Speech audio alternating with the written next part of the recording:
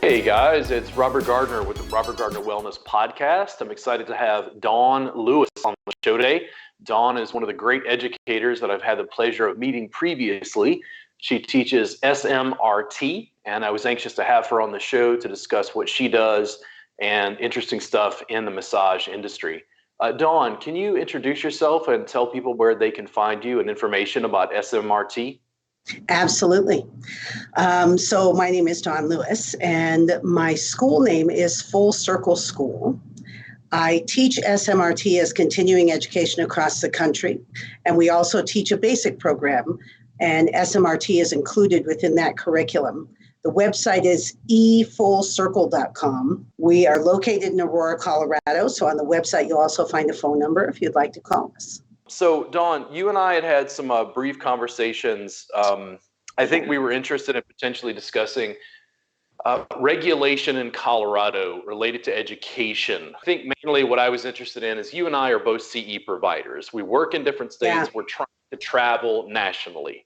And when we go into different states, I don't think massage therapists understand that we have like a new set of laws and hurdles in almost every state we go into. We do, absolutely. Every state is very, very different. So I think sometimes when you become a CE provider, you think, if I just get approved through the NCBTMB, if I'm nationally approved, then I'll be fine. I can teach in any state. But that's really not the case. And that becomes more and more controversial and more difficult as time goes on, because the NCB has been under scrutiny, and so more and more states are not accepting certain things as continuing education, or writing up their own lists, or deciding that every class needs to be approved through the state as well. So Colorado is really interesting in that our continuing education laws have absolutely nothing to do with massage therapy.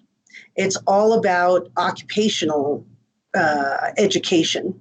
So any occupational education, whether it's basic or continuing education, is approved through a board here called the Division of Private Occupational Schools.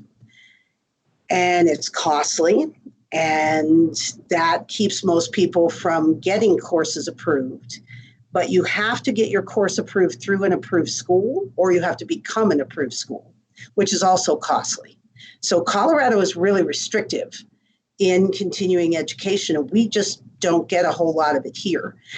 The people who do teach here actually teach illegally for the most part. They just don't know that they are teaching illegally. So, yeah.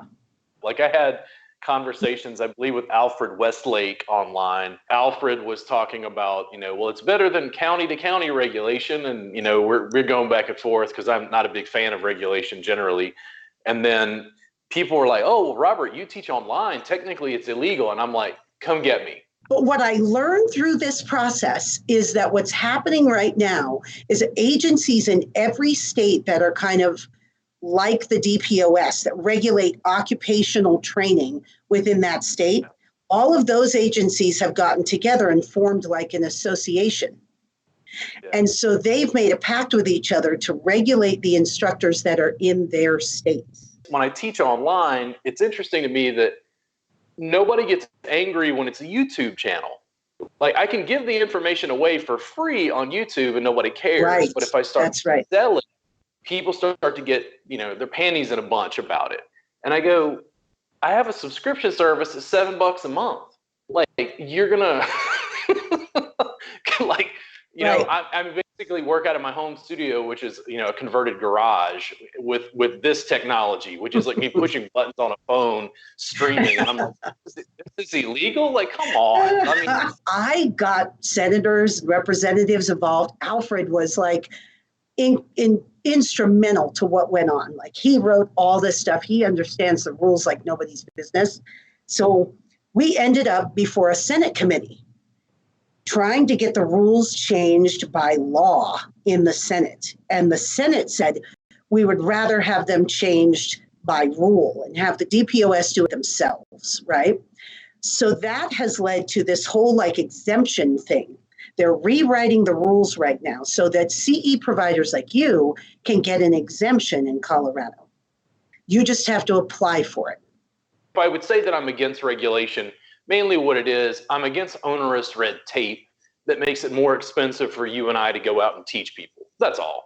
Like, if I can just give the information away for free on YouTube, why is it illegal for me to come into your state and teach a class and actually work with licensed therapists?